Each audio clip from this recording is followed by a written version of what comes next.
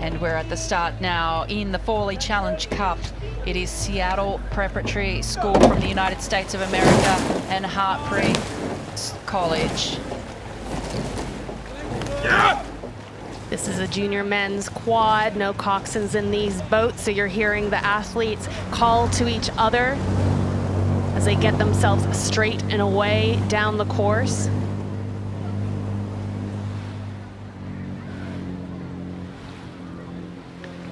Quad can be such a technical boat, but man, when you get it going right, it just sings. It feels like you just put those blades in and whew, they're gone. These first 30 seconds of a race, there's so much adrenaline going through your system. You often don't really feel it. So for me, the tricky part is always when you're shifting your rate of striking, so that's how many strokes they're doing per minute, down onto your race pace, because at the same time, you're starting to feel the lactic acid buildup in your legs, your lungs are yelling at you, and you know that you've only just started.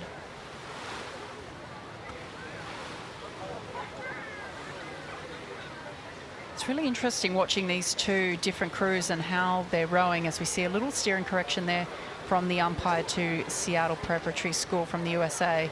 Already mentioned that there's quite a strong head breeze, which I think is causing some difficulties with steering through the middle of the course, but both of the crews now straight and on their station. That Seattle crew has plenty of experience. They actually ended up in the A final of the U.S. Rowing Youth National Championships. But just slipping behind by a few seats here as we come through the first third. As we see Hartpury College at the top of your screen with just a narrow lead, but very tight this racing at this stage.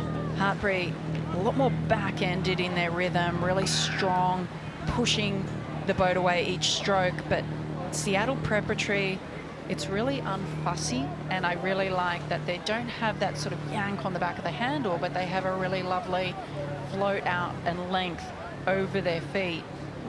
I love how they're placing the blades, bringing the boat underneath them, and with that kind of like upright feeling. And you can see the blade timing is great there. So right now they're in the middle of the race. You're on your race pace. You have to hold your nerve. Take a look out. And the bow seat will be often the cock, sometimes two seat of this boat. They'll be the person in charge of looking out, so you don't have 8 eyeballs looking out trying to see where everyone else is. And they'll be making those traffic light calls of, okay, it's time to go, or hold your nerve, we're right where we should be. But look at these two boats. I think they're getting closer and closer as Seattle Preparatory School starts to draw back that early race lead from Hartpury College. We see there the back of Alexander Richardson, in front of him George Coates, Elliot Donovan Davies and Rowan Irving in the Hartpury College crew. And on the left-hand side of your screen, August Means, Hayes Stewart, Jordan Smith and Jack Carroll from Seattle Preparatory School. And if we listen closely, we can probably hear people across the United States screaming at their laptops as they start to come into the stewards and enclosure here. So tight. I'm waiting for a side-by-side shot to give us a better idea of how the boats are doing.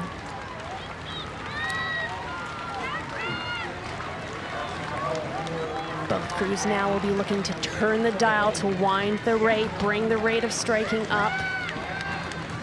And to me, it looks like a bit of a move here from Hartpury, who are closest to the crowd. They've been able to push their rate up a couple of pips and perhaps get out to 3/4 of a length over Seattle. They're coming down to the line now and driving all the way there. Hartpury College will take the win over Seattle Preparatory School, USA.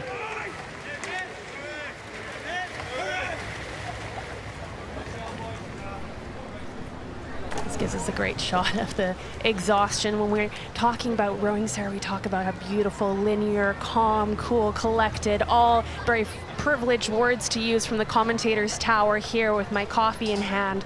But this gives us a great look at what it feels like to come across that finish line.